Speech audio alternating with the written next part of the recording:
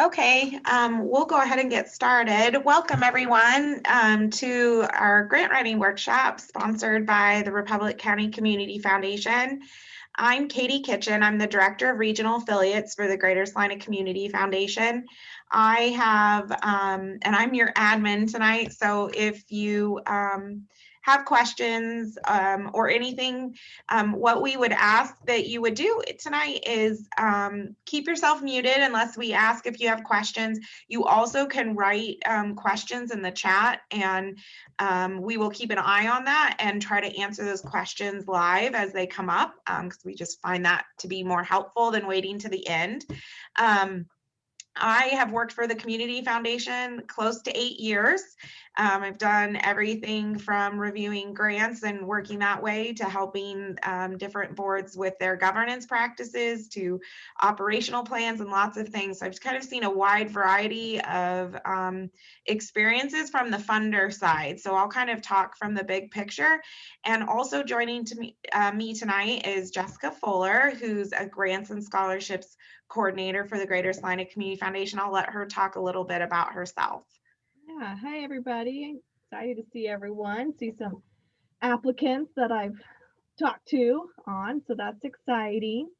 Like Katie was saying, my name is Jessica Fuller and I'm the Grants and Scholarships Coordinator. So I work with Republic County with the grant side and also work with the scholarships. So I also work with students and the counselors too with that. I have been with Greater Salina for 3 years now. My 3rd-year anniversary is coming up next week, so that's been fun. But I'm really excited to talk to you guys and kind of share some knowledge that I've learned along the way of just helping create the best grant application we can. Okay, well, with that, we will kind of get started. Tonight, what we're gonna do is focus a little bit on the big picture and things that are important no matter who you're applying to or what organization you're applying to. And then we're going to dive deeply into the Republic County Community Foundation and their funding that's available and how it works structurally. So it'll be kind of big picture, and then we'll kind of get into the details of Republic County Community Foundation. Let's talk about your status, and it's not your status of social media or in whether you're single or married or otherwise. It's actually the status of your organization, and it's actually really important. A lot of funders will not consider you unless you are what is considered a qualified charity. So it's important to know who you are. Not all charities are created the same. And what I mean by that is you can be a nonprofit, and you may be a 501c, but you may not be a 501c3. And the 501c3 is really opens you up to basically all funding sources. You are considered a public charity for the common good. And so it's important to know who you are. Also, being a tax exempt entity is another thing that most funders look at as an equitable group to a 501c3. And when I mean a tax exempt, that is a religious institution, school, or government. So a county or city, or if your hospital is a county hospital district, that can count. But it's important to know who you are. With that, funders, particularly private foundations, can only support those items on the list. So it's important to know who you are. Ways that you can do that is, one, if you're a 501c of some kind, you should have a letter of determination from the IRS. Not the state. The state of Kansas can tell you you're a nonprofit, which is great and is your first step. But the IRS is really the entity that makes the distinction of what kind of status you are. So if you are not a public charity, there's some things that you can do that we'll get into in the next slide. But it's important to know that if you're one of these 4 entities, you have basically an open door to apply to a lot of different funding sources. It's also good to know that if you're a 501c something else, it doesn't mean that you can't apply for grants, but it does limit your ability to get grants from certain funders. For instance, the Dane G. Hansen Foundation only supports 501c3s. So you cannot apply as a chamber of commerce, for instance, that's a 501c6. Okay. So it's important to know who you are before you even get going, because as we dig deeper and look at criteria, that's an important thing to know, because the funder will tell you from the beginning is we only support these kinds of entities, and if you don't go any further if you're not one of those. So a second step to that is you must have a federal tax ID number that is on your letter of determination that says this tax ID number or EIN is what is linked to this 501c3. That is, what I call it basically is like a social security number for a business. All businesses have tax ID numbers. The difference is people can't take your tax ID number and do anything with it, in the sense of like steal your identity or something. It's important to have that. We will not make a grant, for instance, if the entity cannot provide us their federal tax ID number. It's our way of telling our auditor that this grant went to this entity, and that number is what identifies that entity. So if you don't have an EIN, a thing to consider is finding a fiscal agent. So that's going to maybe one of the entities I listed on the previous slide and say, hey, we've got this great idea for this project. Unfortunately, I'm not, a school, and I'm not a 501c3, but this is a great idea. And would you, as, the United Methodist Church of our community, help support this project by being the fiscal agent?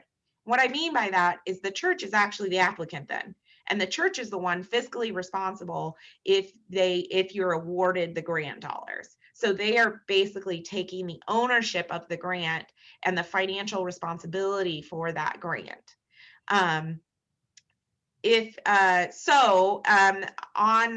Onwards, if you are a 501c3 or you go in to apply, and you'll get a warning if you put in your tax ID number, it says your organization is already in our system. So we limit that so we don't have 20 different profiles or system things for every church, that just because so and so applied the first time and then now we've got someone else applying and now we've got 2 different profiles for the same organization. So all you have to do is give Jessica a call, and she will help add you in the system as a user under that organization.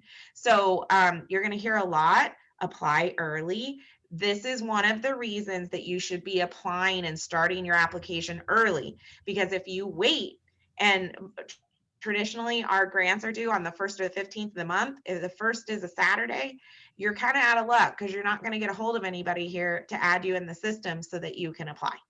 So really always, I think about applying early and just making sure you can get in the system and you have all that, because I have definitely had voicemails of people frantic on a Sunday because they can't apply, and it's like you waited till Sunday to start. So just think about that as you move forward. Okay, so now we know that we're a 501c3. We have our letter of determination that tells us that that's what we are. Oh, and I didn't say, so I can completely empathize with an all volunteer organization and different treasurers or different secretaries who are in charge of information, that sometimes paperwork gets mislaid. You can always, if you can't track down your letter of determination, you can always request a copy from the IRS. So that is something you always can do to make sure that you have current records. And they'll say, this is a copy of the determination that was made on this date, that this tax ID number for this organization is in fact a 501c3. Okay. So don't think just because you can't find it that you can't get a copy. But anything with the federal government, you need to expect that to take a while. So just to put that out there. Okay, research, grant criteria, and planning. So now we know we're a 501c3, we verified that, and now we are ready to dive in and try to decide if the organization the funder we're trying to apply for, will support the project that we've planned. Okay. So there's lots of resources, some free and some paid. A lot more have moved to the paid for that you can research grant funding. There, I will use the Salina Animal Shelter here as just an example. Petco supports no-kill shelters hugely, and there's very few of those in the Midwest. And they got hundreds of thousands of dollars from the Petco Foundation because they fit the mold of what they were looking for. And there were so few that served a rural area, and they had specific dollars to serve rural. And I mean, it just was gangbusters because they found their niche. And so while some of these, GuideStar Foundation Center, others can sometimes seem expensive, if it's something that you as an organization are deciding that we really want to take this grant funding to the next level, and we really want to apply to different organizations on a regular basis, these are some things to look into. If it's not something that you think you're going to apply on a regular basis, the expense of it may not be worth the reward. Also, if you found a potential funder, okay, that you are thinking about applying to, look at their website, read about what they're proud of, okay? Look at their social media and what they post about. The things that they talk about are the things they like best. And the things that they promote are the things that they're excited about funding. That can be a signal to you, if they talk about park playground equipment all the time, of things they're excited that they funded, then that and your project is improving your park.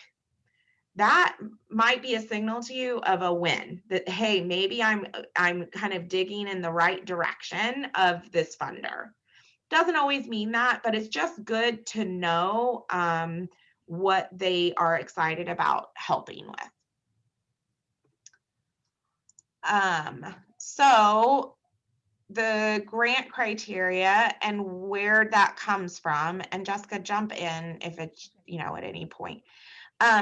So grant criteria, is important, and it is something that the funder, if they are a responsible funder, is going to follow as closely as possible. It describes what the purpose is for the funding agent, okay, what their ultimate purpose is. And it also tells you what we as the funder want to purchase or accomplish, okay? That grant criteria has been given, is created, the Community Foundation, for instance. Our criteria didn't just come out of the sky and we've just made up things to support public health or some other, community beautification or something like that. We've actually had donors that have come to the Community Foundation and said, I am really passionate about public health and improving the general health of our communities. And I want to give you, as the Community Foundation, money to help accomplish that in the community. Well, if we took that money and instead of supporting public health, supported birthday parties in the schools where everybody got a cupcake and chips and sugary drink and lots of things. Okay, but have we honored what that donor has come and asked us to do? No. And we would have very few donors come to us in the future to give us money because we have not followed their intent. And so we are limited to that, grant criteria because we are honoring what the donor has asked us to do and accomplish in the community. So it's important to read all of the criteria, because even if you're really excited about your project, if you want to do birthday parties in the classrooms, great.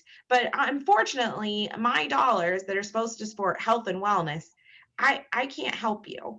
And so you've wasted my time and yours by applying to something that doesn't even fit. So it's important to always keep the criteria in mind as you plan and move forward. Okay, so we have kind of hit the high level of an application. Now we're going to kind of focus in on Republic County Community Foundation and talk about their funds. And we'll also go over some parts of the application, and we'll give you, you'll be able to view what an application looks like. So at the Republic County Community Foundation, there are 3 funds that the Community Foundation Board uses to award grants. And each of those funds have its own criteria that was set up by the donors, as Katie was saying. And so they have to follow those criteria when looking at the grants. Now, you only have to fill out one application to be considered for all 3, okay? You don't have to do one for health, one for Hanson. You don't have to do that. You just fill out one, and then the board, and I help them with this, determine which fund, if they want to award your grant, which fund to use. Okay, so there's 3 funds, like I was saying, that they use. The first one is the Dane G. Hanson Community Grant Fund. This fund supports non-operational projects to improve the community. And one key thing I want to point out, Dane G. Hanson, they gave the Republic County money, Republic County Community Foundation money to use, okay? And it is the local Community Foundation Board that determines how to use this money. Hanson has nothing to do with it. They gave it to the Community Foundation and said, hey, we want to support your community. Here's some money. And then the Republic County Board is the ones that makes the decisions on whether or not they want to use and how they want to use that money. Okay. And I'm going to dive a little bit deeper in there on that fund in just a minute here. The next one is the Community Action Fund. And this addresses the present and future needs of Republic County. I want to note that this is the least restrictive fund. Okay, that means there's not a lot of criteria that we have to follow. So usually a lot of grant applications can fall into this one. And the last but not least is there's health funds. And health funds are used to protect, promote the health and well-being of residents. So protection and promotion of health and well-being. There's some key words there. Okay, so let's dive a little bit deeper into our funds. If you want to go to the next slide. So first, we're going to focus in on grant criteria for the health funds. Health funds focus on healthy lifestyles, behaviors, and environment. So when you're writing your application and you're going, does this fit health? Think, is it promoting a healthy lifestyle, a behavior, or an environment?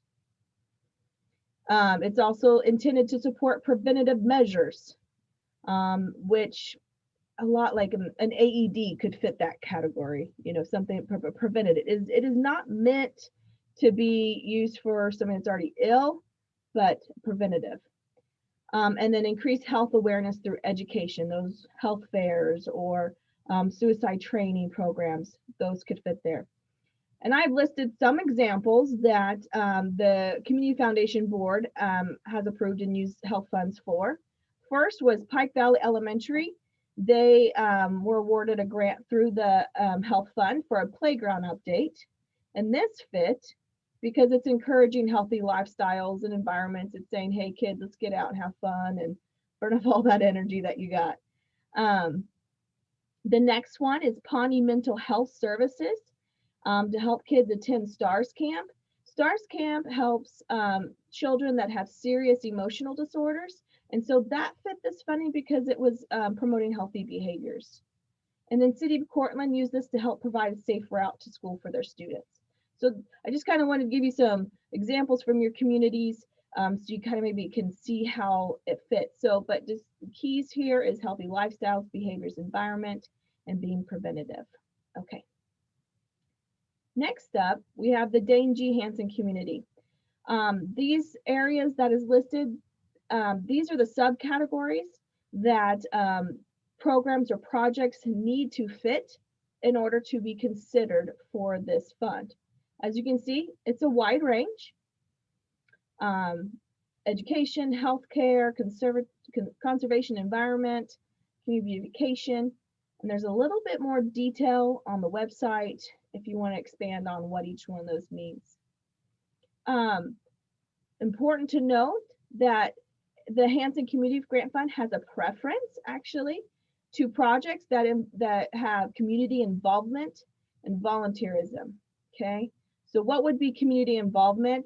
That could be anything from people and organizations donating their time and labor. Maybe they donate some of their equipment to help get your project done. If they're putting in a playground, they helped maybe using the skid steer to clear the ground or something like that.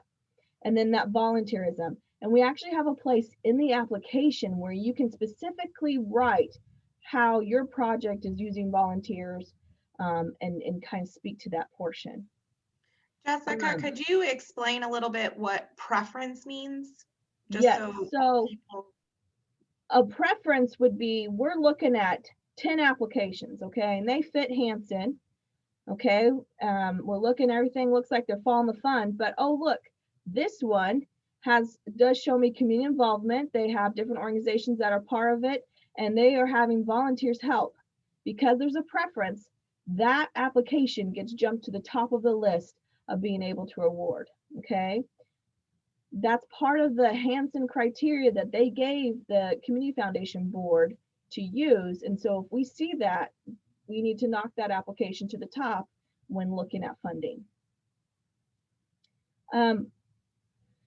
I touched base a little bit on this, but the Hansen Community Grant Fund is not for general operation expenses or awarded for programs or projects that are tax supported, okay? But I want to point out that if you are starting a brand new program and you need help getting that off the ground, that's considered seed money, and it can be, Hansen can be used towards that. But if it's something that you already have, you know, operational budgeted into your budget, then no, we cannot use that. And I also want to point out, Katie was talking about, you know, learning about your funder. What, you know, oh, this looks like a great place to get a grant. I'm researching what kind of things did they approve. If we had just said, hey, this is non-operational, and you stopped researching, you would never have known there was a preference, and you'd never known about the difference between seed money and gone. So make sure you dig deep and you try to find all you can about it. Okay, anything else, Katie, you want to add? I will add on this. I've had questions in the past about tax supported or not supporting tax supported. Well, I work for the city and we want to apply for a city project. You know, I don't think we can apply.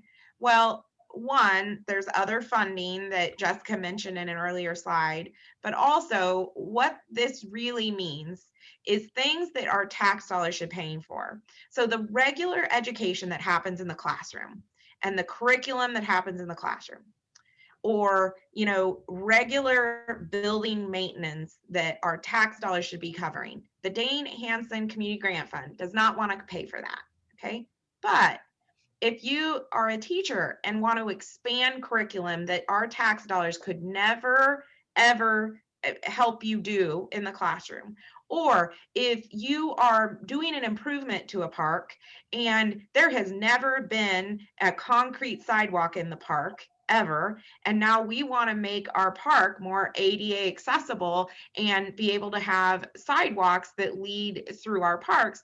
Well, that is above and beyond what the city has been able to do, or the school has been able to do with our tax dollars. And so those projects can be okay.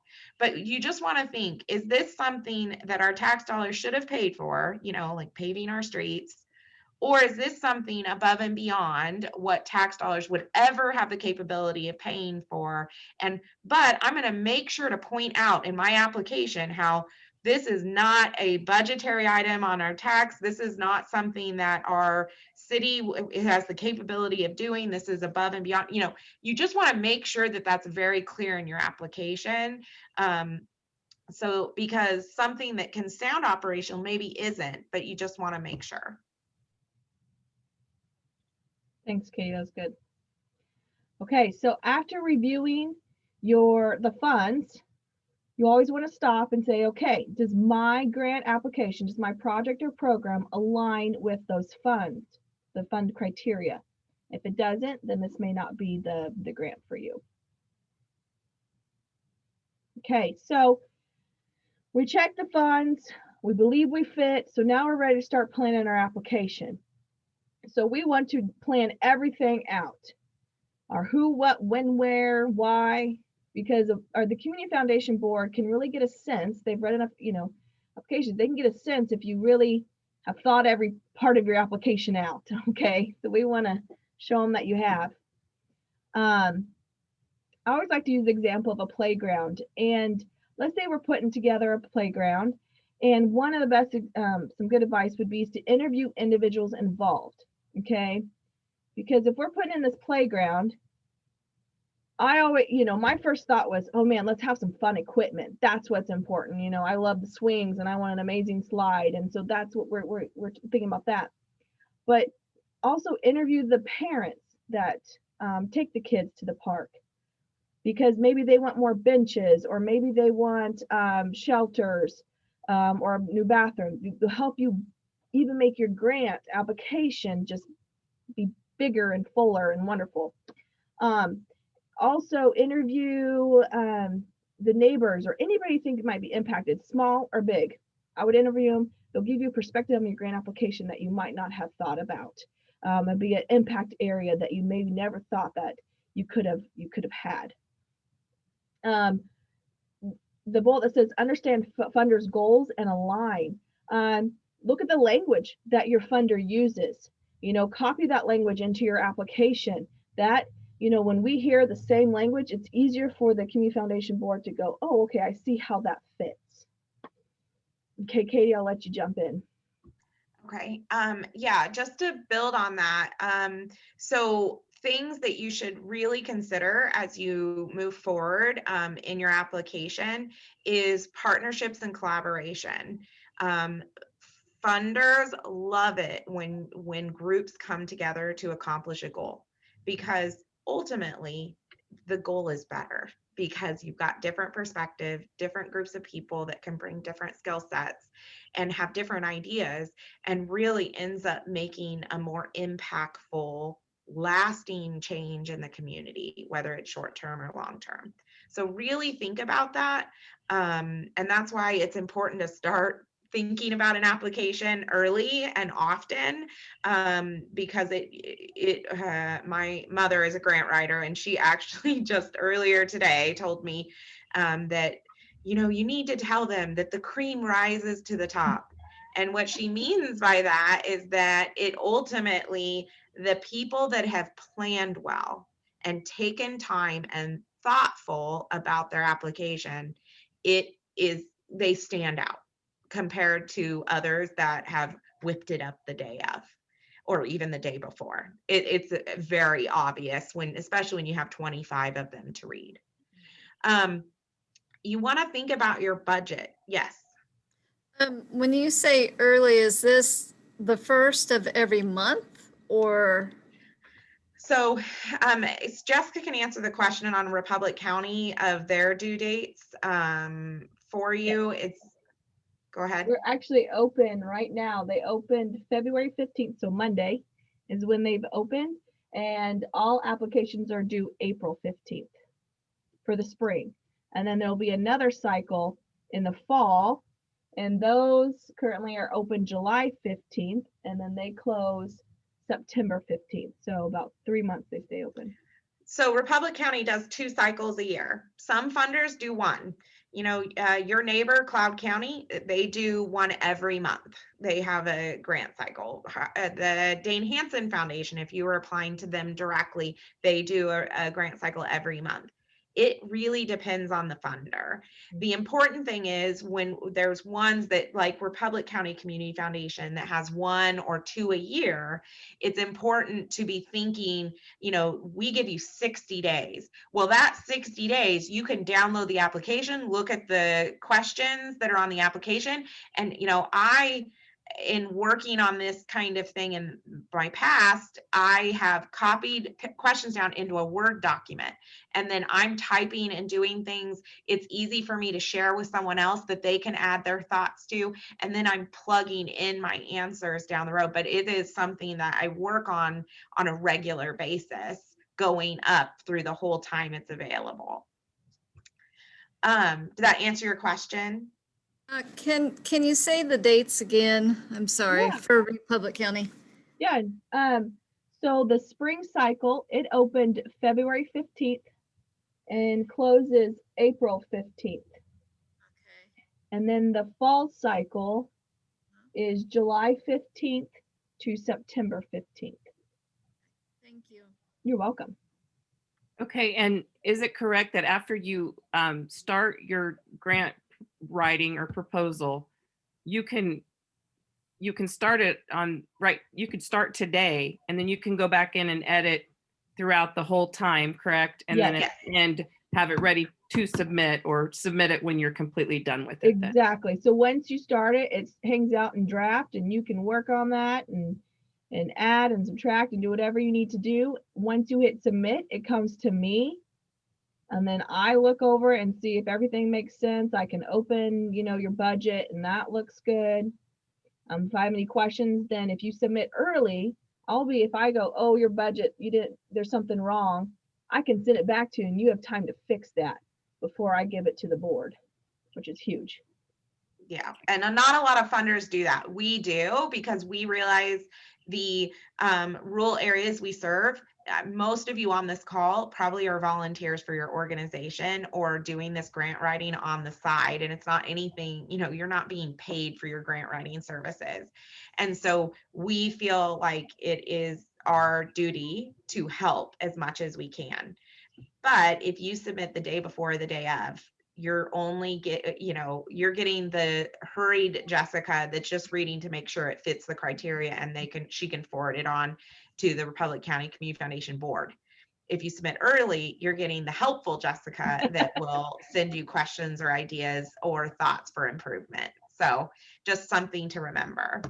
So another thing to consider is your budget. I'm not going to go into huge detail about this because Jessica's going to cover this here in a little while, but a budget, I will say, is the receipt for your funder. It is telling them what you are asking them to buy, okay? If you say supplies, and that is the only thing on your budget, that you have not provided me a good receipt for my business. Thank you very much. And so we're less likely to fund you because I don't even know what the heck I'm buying. And so it's important. Now, do we need to know every little detail of everything? No, we don't. But the big ticket items for sure should be pulled out into separate line items. Like I said, Jessica will share a little bit more about that. It's important to have a purpose. And what I mean by that, within the first few sentences of your grant application, if I have no idea what you're asking us to do, you've already lost me. If I have to scroll all the way to the bottom to open your budget so that I can tell what you're asking me to buy, and then I go back and read, I'm like, okay, now this makes sense. You're missing the boat, okay? The very first sentence or two, I should be very clear on what you're trying to do and then go into the details, okay? But it's important to get that purpose out there from the get-go. Also, how is it benefiting the community? That's an important thing to consider as well. And there's a lot of people that'll talk about all the things we want to do and then forget to really tell us why it's important. So make sure that why is present. Also, on our application, and most funders now are going to ask you to provide measurable results, okay? And how to evaluate those results that they were successful. So just to give you an example of a real life situation that I had in reviewing grants a few years ago, within 6 months, I had 2 different senior centers apply for grants to improve their tables and chairs in their facilities, okay? From 2 different communities, 2 different senior centers. But very similar asks in the sense of what they were wanting us to help them with. But the applications were completely different.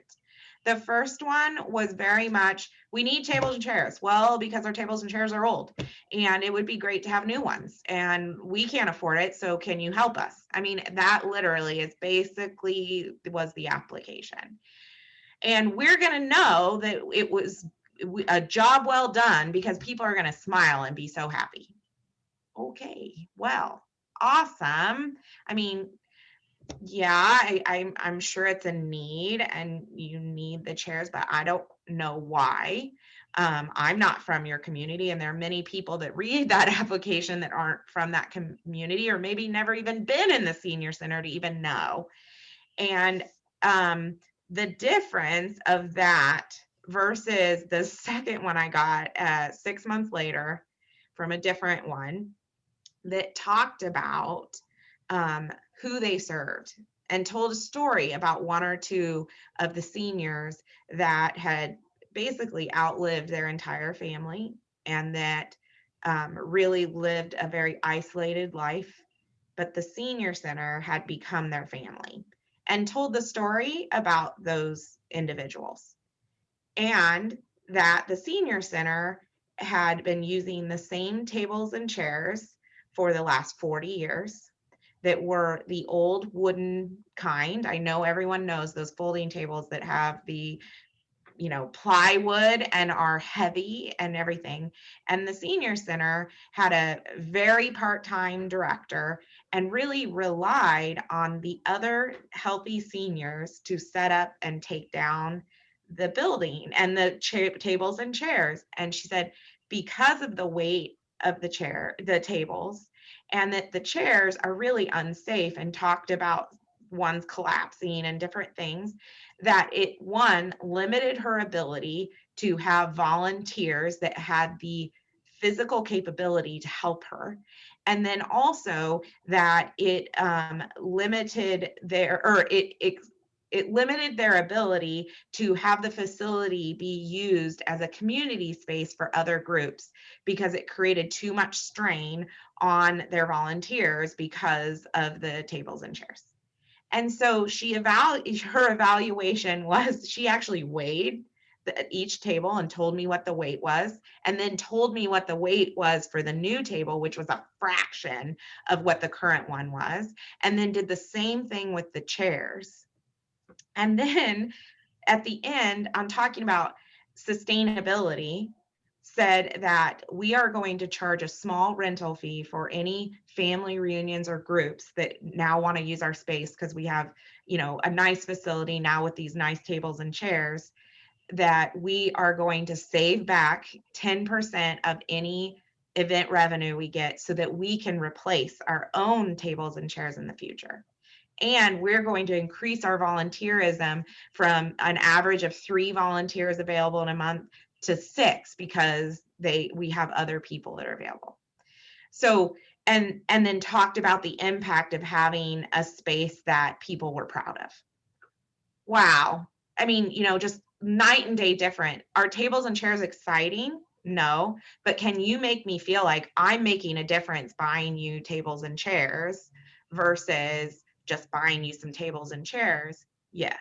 So those are the things to, think about. Is it just a real life example of, it doesn't matter what you're asking for, it's how you're asking for it that can make the biggest difference on your success on a grant application or not.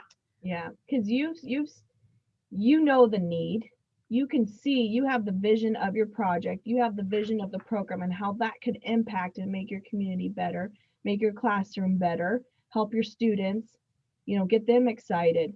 So you need to have your grant application, plan it out, write it out, so that when the Community Foundation Board reads it, that they see it too, okay? That they're seeing it from your eyes, from your lens. And that's what you want to do. Okay, so now we're going to go a little bit into the grant application and give some tips and just kind of point out some common mistakes that I see when reviewing grant apps. Let's go to the next page. Okay. So we want to tell a story. We want to have the Community Foundation Board see your goal, see your vision of your project.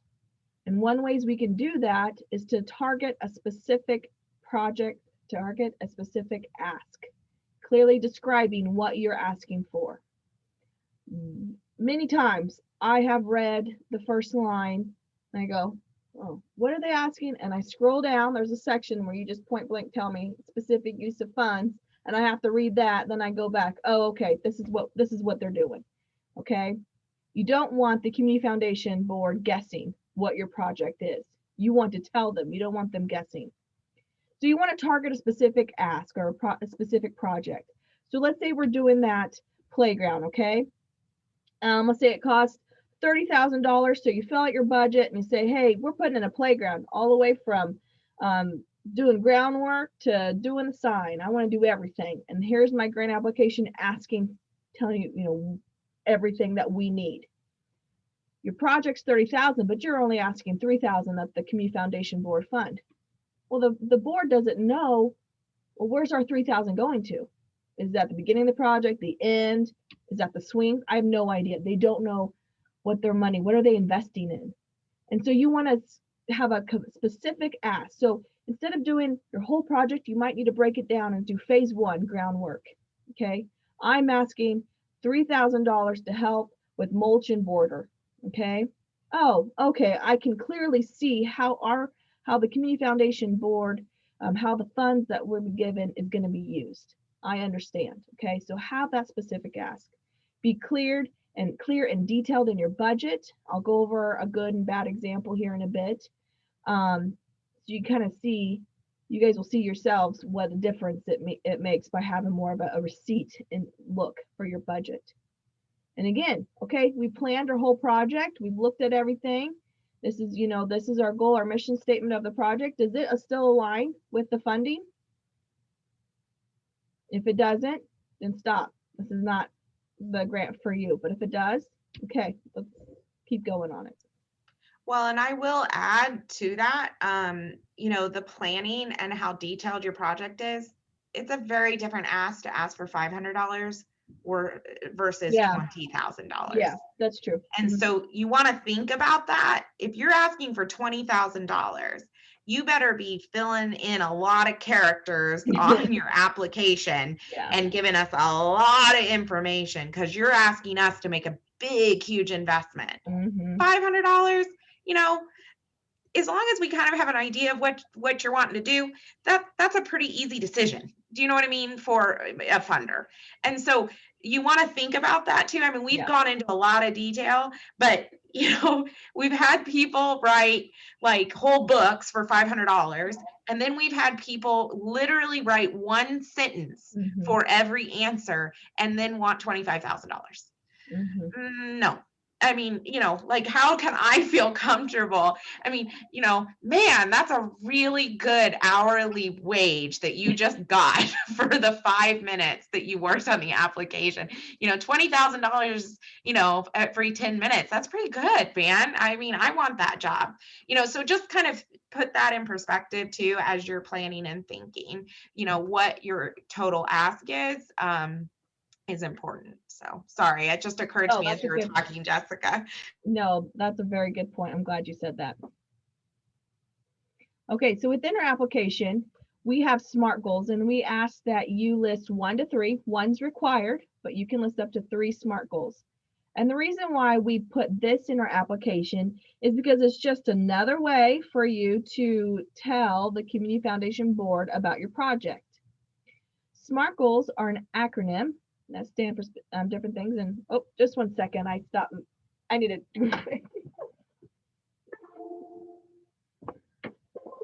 My lights are on a timer and I haven't been moving, so they went off. Sorry about that. I lost you. Okay. It's an acronym, and there is a worksheet at smartsheets.com. You'll see it right there that you can use that does a great job of helping kind of plan out your project. And I'll show you an example here in a bit, but S stands for specific. This is the goal of your project.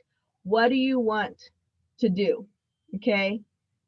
Then we have measurable. How are you going to determine if you met your goal? And again, smiles is not an answer. High fives and the good feelings, that is not an answer. I want something tangible. Is there milestones? Is it how many people you're serving? Is it improved participation? You know, something tangible that the board can go, okay, you know, see, and then you can report about it. You know, that'd be great.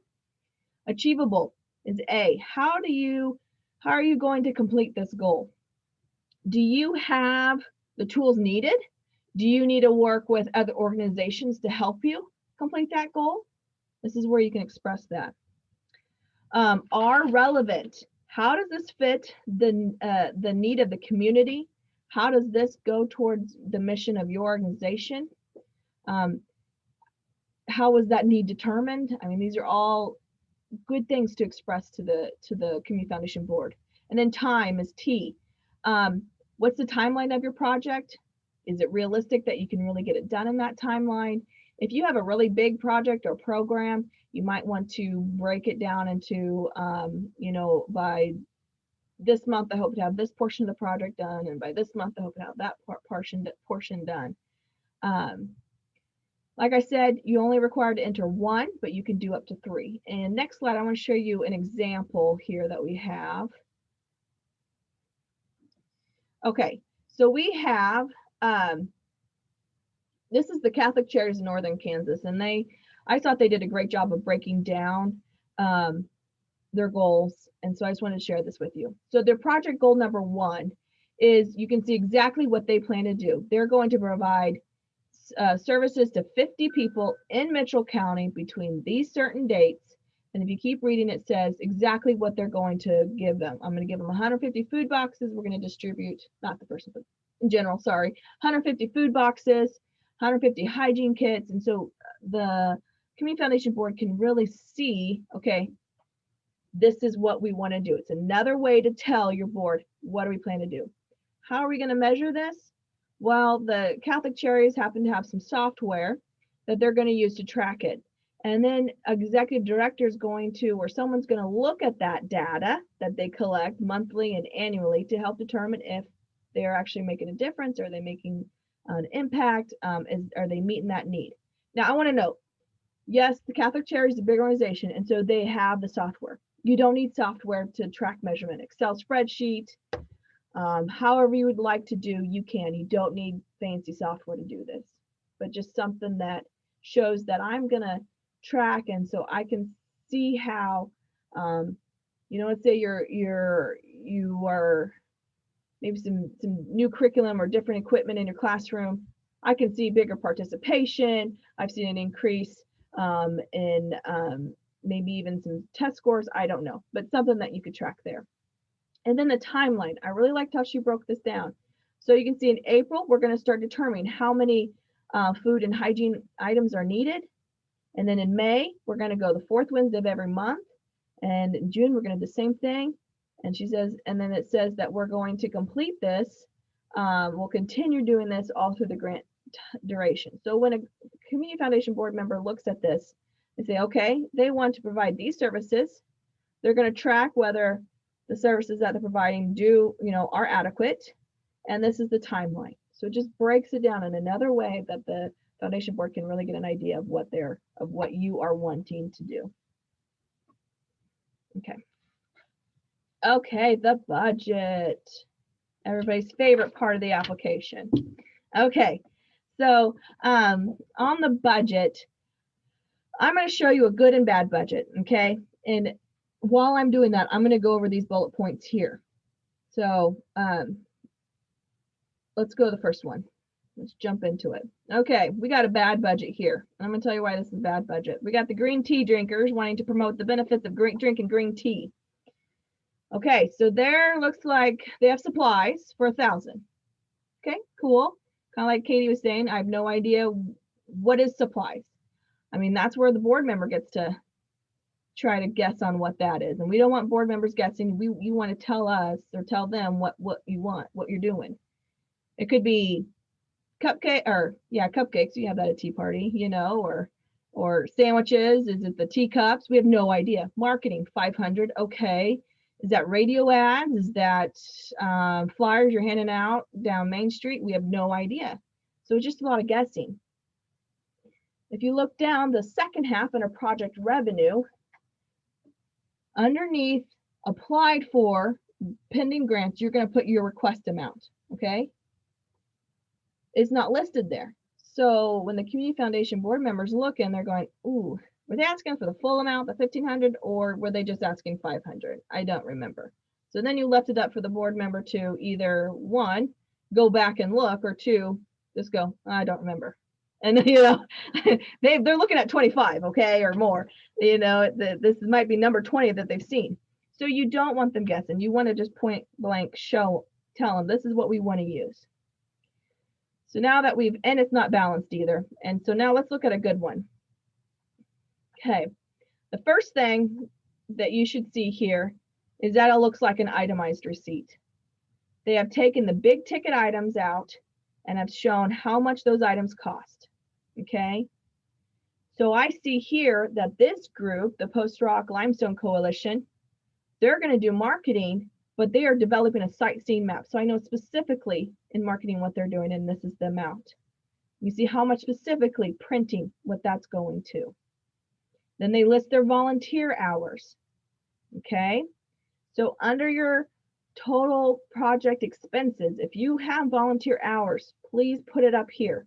A lot of people talk about volunteers, but they never put how much, you know, like a monetary value to how they're helping. And if you look over at independentsector.org, you can find the value of volunteer labor and time. That's a nice little resource for you to check out and help get you those numbers. Okay, the second half of the project is the budget, is the project revenue. This is where you can list the collaboration of other organizations that you're working with. If you've reached out to other funders, you can list, okay, this is where who else we're looking for funding. And there's different buckets you're going to fill in here. Okay, your first bucket is the secured bucket, and this is your budgeted funds. Okay, this is money you already have. Okay, yes, I've already received the approval of this grant. I've already received these donations. Okay, I already budgeted for this. It will go in there in that secured budget column. Then we have the applied for. This is pending. These are grant applications you have written, but you have not heard back if you are going to receive it. This is where you put the Republic County Community Foundation request underneath applied for, right next to Community Foundation request, so that the Community Foundation board member specifically and clearly can see how much you're asking for.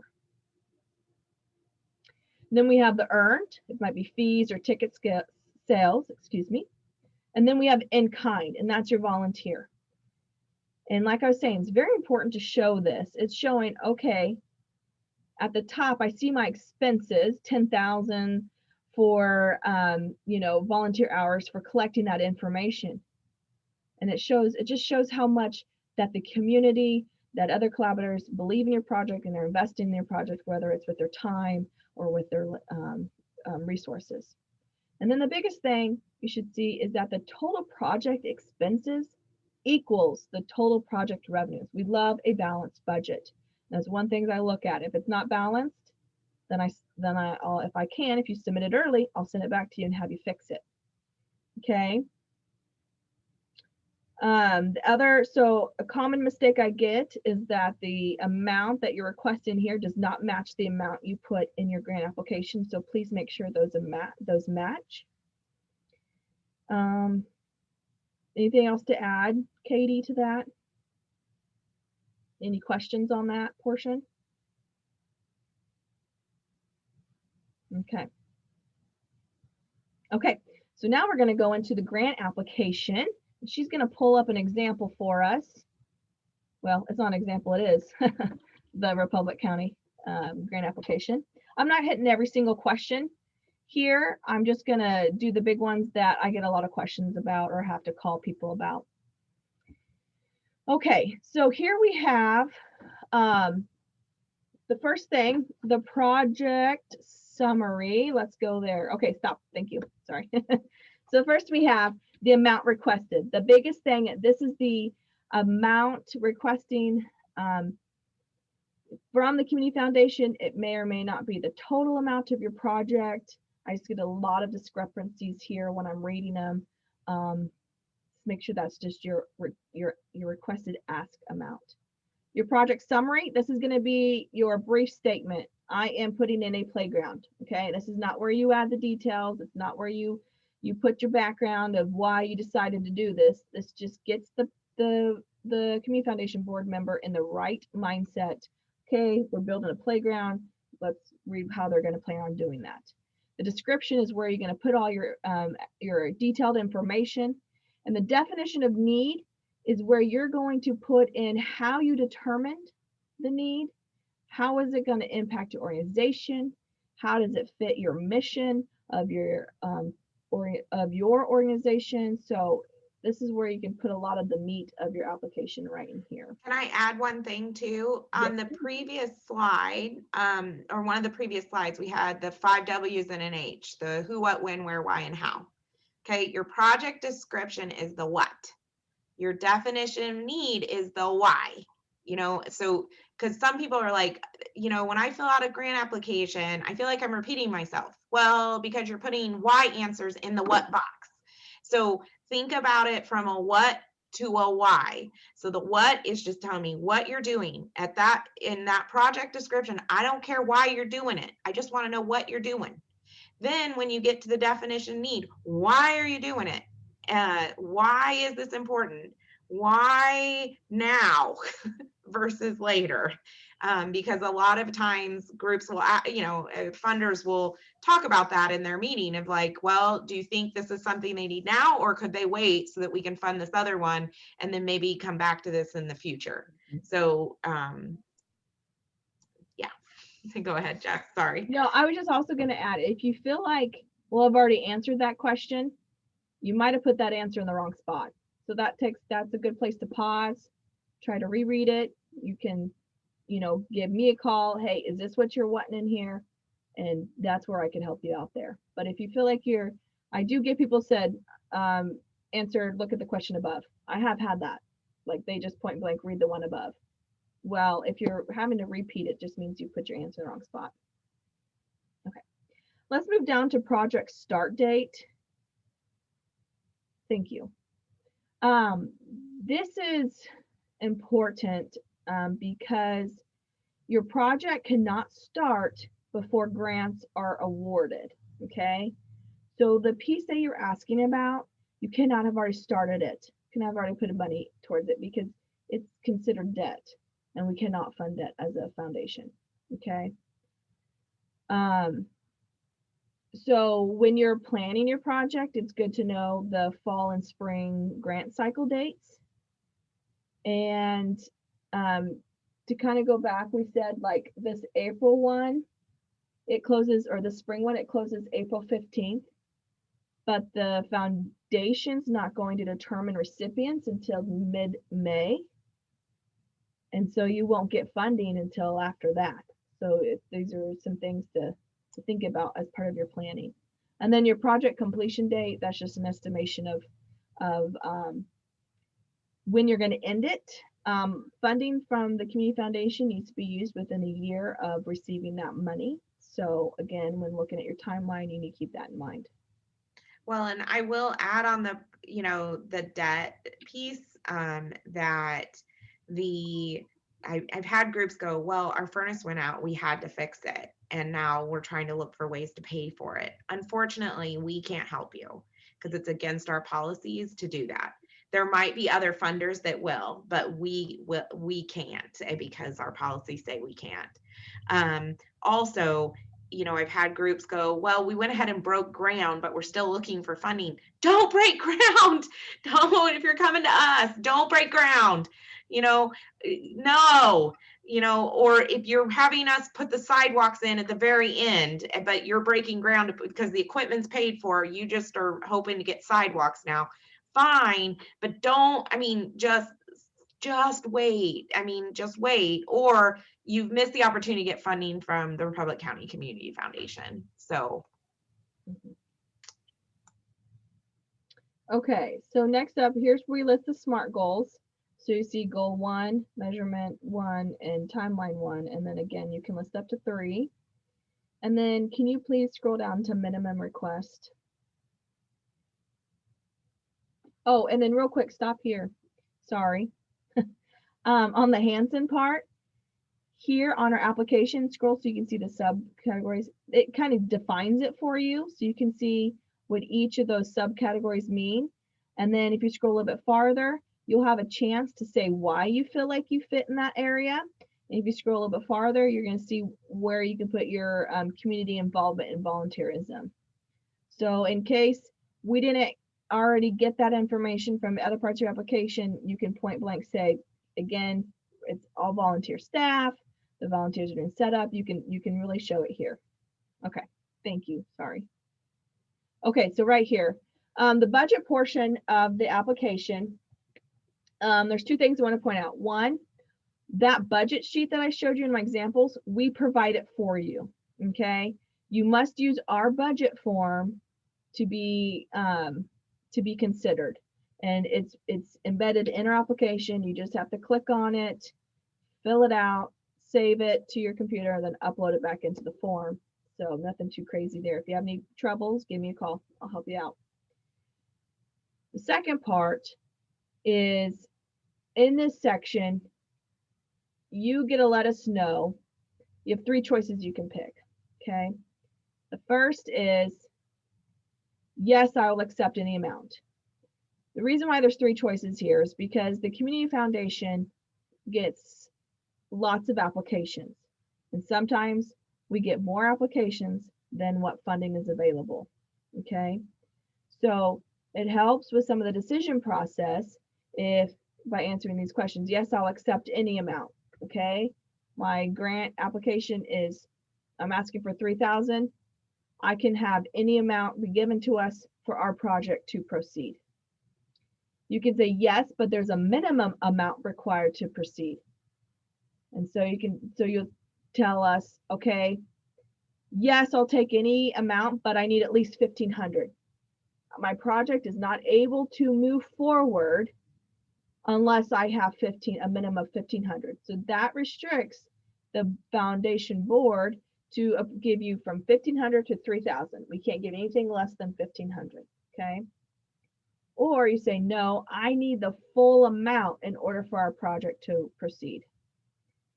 And then that shows the Community Foundation Board that we can only give you 3 if we have it, or we can look at, but if we don't have it, we're going to have to deny you at this time. So I always like to recommend, by saying yes, I'll accept any amount, it gives the most room for a Community Foundation board to make a decision. But if your project cannot move forward, if you can't pass go without this minimum amount, that's important for the Community Foundation board to know, because they want to fund projects that will succeed. And if they give you an amount that you can't even get your project off the ground, then you're just gonna have to return that money. And we will. So anything to add to that, Katie? No, that was great. I think, really, if you can check the first one, check the first one. But as Jessica said, I will reiterate, if we don't want money back, we want money to do good in the community. And so if you need a certain amount, you have, you know, rattled every door, swung every tree, and gotten all the support that you can, and you need this certain amount to really finish the project or get it done, then, you know, the Community Foundation needs to know that. So. Okay, last but not least, let's scroll down to date when funds are needed. This is letting us, this date is important.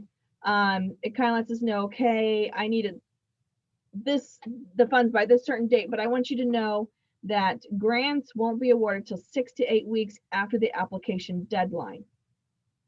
6 to 8 weeks after the application deadline. So Republic County Spring Grant, their deadline is April 15th. So count 6 to 8 weeks, maybe err on the side of caution, do 8 weeks. I need funding by then. If that doesn't work for your organization, then this again is not the grant for you. But if you can, you know, your project can hold on 6 to 8 weeks to receive the funding if awarded. So I usually end up calling about, say, hey, I know the cycle ended on April 15th, but you said you need the money like next week. We're not able to provide that if you're awarded. You know, it's not till mid-May till I know, and then I have to get paperwork from you guys. So that's why it takes a little bit of time. And that is everything I wanted to show you on the application.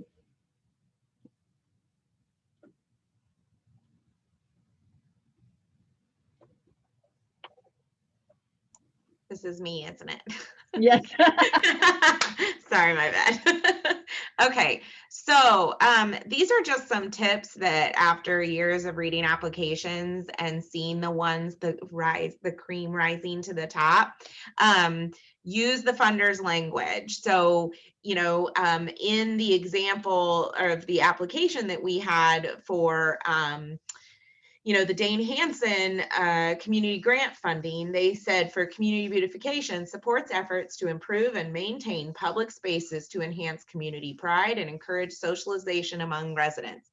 Well, heck, if I've got a community beautification project that I know is going to create community pride and encourage socialization, you better believe I am putting those words in my application, because that is connecting the dots, whether consciously or subconsciously, for your readers, for the committee, for whoever's deciding your grant. It's helping connect it for them.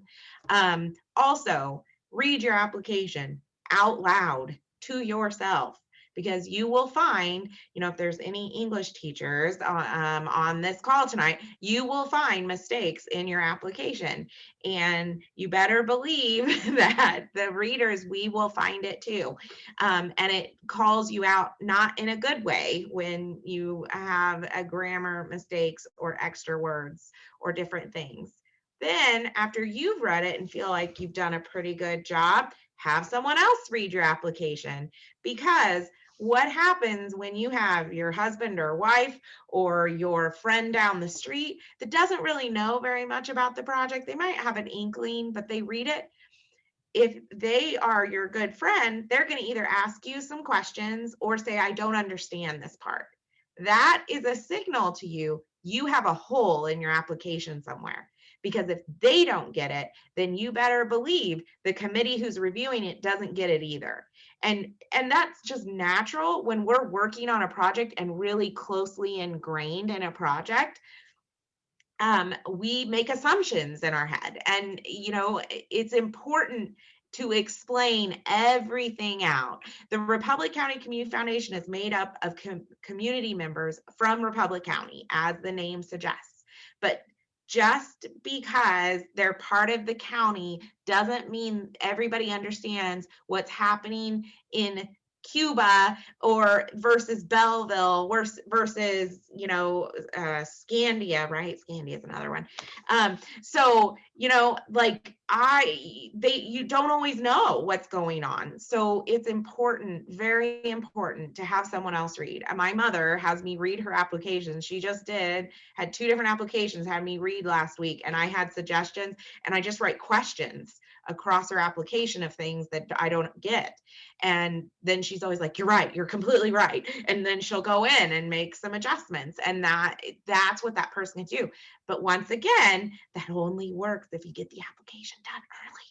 So if with an April 15th deadline, just pretend that we're like in school and the deadline's actually the 7th, because then that gives you a whole extra week that if you run behind, or we have a natural disaster where we're all losing power, that you're not screwed. So just something to think about. Also, another important thing is eliminate acronyms and jargon. And I think I for sure see at least one teacher on this call. You guys are terrible with the acronyms. Okay. It's a whole nother language in the schools. God love you, but none of us know what the heck you're talking about. So spell it out for the dumb ones in the room like me, who have no idea what a CVC word is or anything else. My son went to kindergarten and I had to have his teacher tell me what a CVC word is. I'm a college educated person. I had no idea.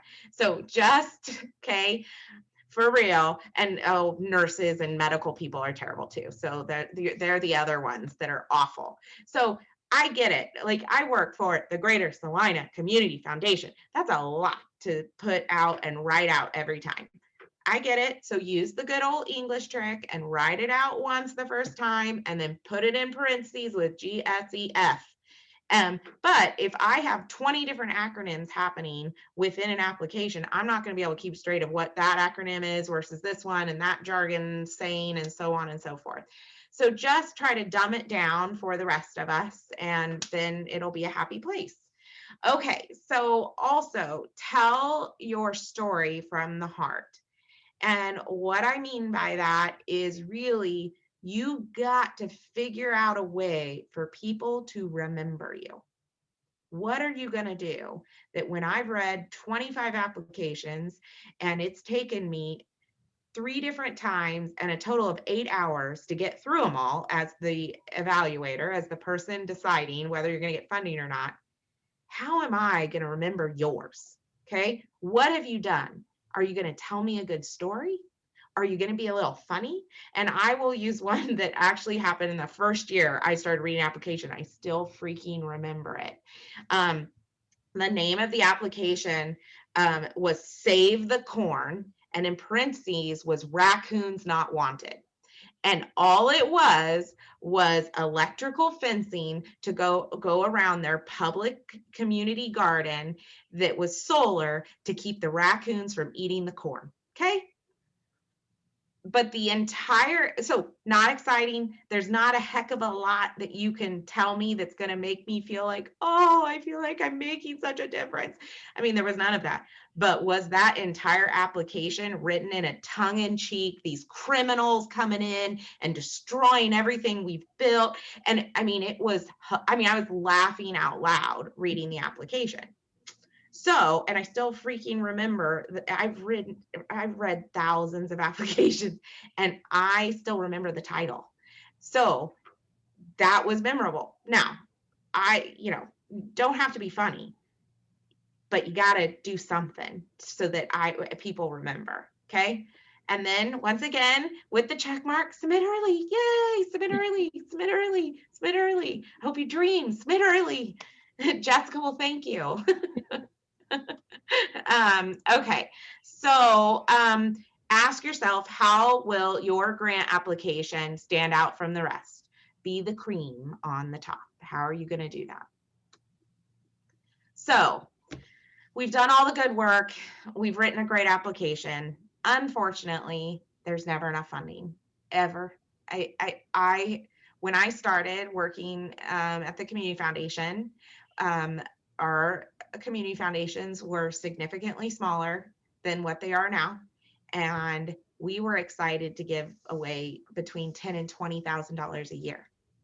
We're giving away 10 times that a year, and it's still not enough. It's just the reality of what it is. And so understand that just because you have applied and been denied doesn't mean it's a never. It's just not today. So don't be discouraged, okay? Don't give up, okay? Because, you know, it's always going to be nothing if you never ask or you don't ask again.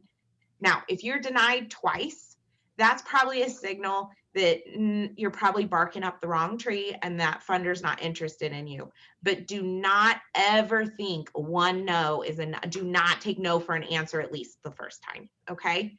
Try again, try again. There are some funders that will allow you to call their staff and ask if there was anything that you could do to be more clear, or was there something that just didn't translate that I could improve on. Staff doesn't make any decision on grant funding, and so in most cases staff will at least help tell you things that they see in general that hurts an application, or they might get specific with you, and it really depends on the funder and their comfort level, because we all sign confidentiality agreements and aren't allowed to share what happens in a closed door meeting, but we can talk generally. Sometimes the reason why you were denied is you came with an empty hand. That means that you are asking the Community Foundation to support everything about your project 100%. Most funders don't want to do that. They do not want to be the only support. That doesn't mean you have to have cash, but just like that budget example showed, they had gotten funding from other sources, but a vast majority of the project was being paid through volunteerism.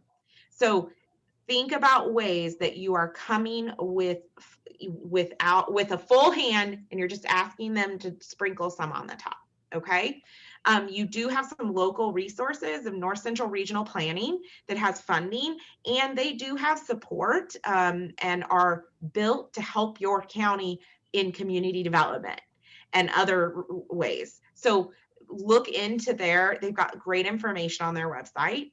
You've got Republic County Economic Development that could maybe help you, or maybe that's a great place to go to have them read your application.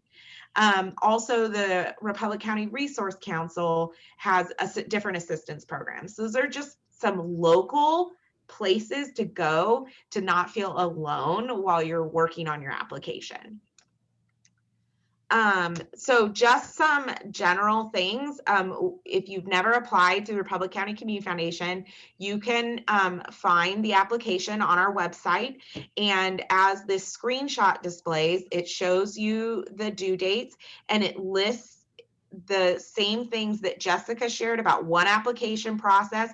And if you click on each one of these names, you can read very detailed criteria for each one. There's also a frequently asked questions section and some other things that can help you. So if you are awarded, remember that you will have to report on your success or failure. I mean, not everything works, guys. And so it's okay to say we had some successes here and we didn't do so well in this area. And, you know, that's the reality of the world we live in, and not everything works. We're just trying and finding things that do. The things to remember though, when you're doing the report, is to tell a good story. Don't forget to take photos and submit them with your report. Those two items are awesome because one, you may get featured in the Community Foundation's publication, which would ultimately help spread the message of what your charity does or your program does or whatever it is. And also you could be on social media or other ways that the Community Foundation could use you. Also, if you're not a school, church, government, or 501c3 charity, keep all your receipts because you will be expected to submit receipts with your report. We make grants to groups that are not one of those 4 entities, but those groups have to submit a receipt for their purchases.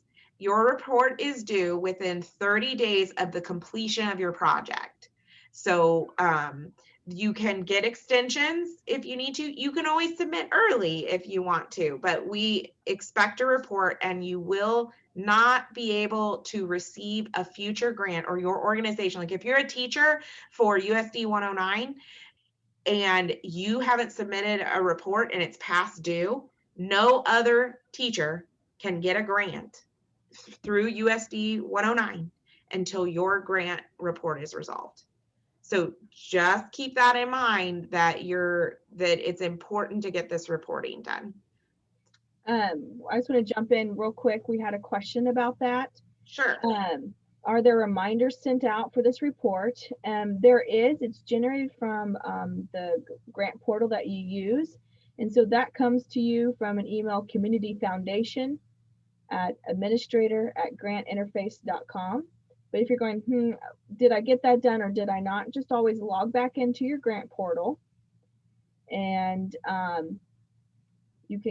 you'll see a list of your active requests or active grants, and you'll see, we call them follow-up forms. You'll see a purple box that says follow-up forms, and it'll list your grant agreement and the due date, and your grant report and the due date. And you can still submit after the due date. There'll be a blue edit button is where you'll then answer those questions. You'll tell a good story. If you have pictures, submit them. If not, just put NA in that box, and then submit, and it comes to me.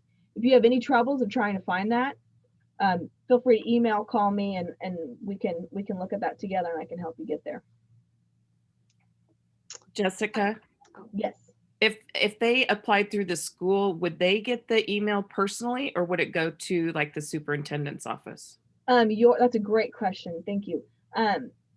Your grant application is connected to your email, so it will go to the applicant's email, not to so in this manner, not to USD 109, but specifically to that person. And I mean, I will be honest, it does go to junk sometimes. So you just might have to mark that as a safe sender, and kind of. Well, and I will say all notifications, whether you've been awarded or denied or anything, comes from that. Yeah. And our instructions usually say, if you're creating a new account or things, will say, check, you should have gotten an email from this, check to make sure that you did, because if not, you need to check your junk or that kind of thing because everybody's email has different screening for that. So it's important to mark that email safe sender.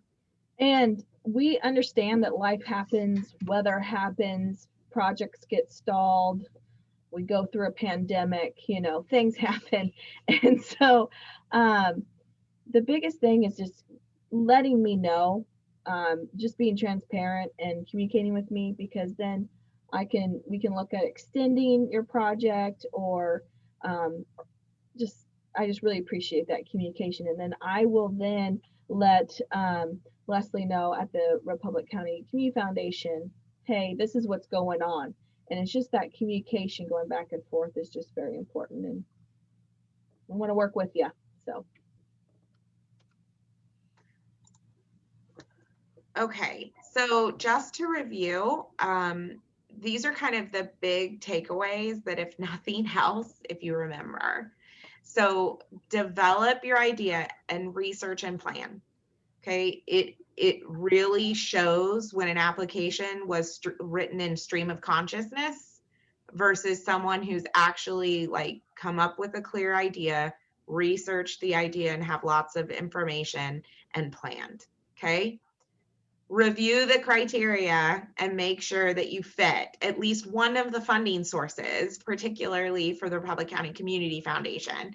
But in general, you want to make sure that you fit the criteria, because gosh, grant applications are not easy. And so to spend all that time and then have really just applied to the wrong place is unfortunate. And it can really prevent a lot of denials, to be honest. Create SMART goals, real measurable ways that what you're going to do and how you're going to measure and what timeline you're going to have. Okay. 4, write a thoughtful, clear, and creative proposal, something that's going to be memorable. And then 5, proofread and review before what? Submitting early. Yay! Because that just will help in so many ways. And then if you're awarded a grant, don't forget to write a timely report with pictures with your project. And the pictures are awesome when there are people in them. We really like that. So the more you can have people doing cool things or smiling a lot, that's when we'll take the smiles. It's good. If there's smiles in the Yes. picture, awesome. We'll be happy with that. Well, that's all we have for our program. Jessica and I will stay on to answer any questions if you have specific questions about a project or different things, and our contact information is here.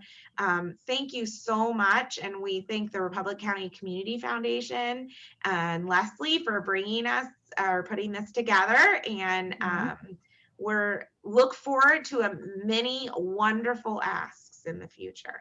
Yes. Thank you very much.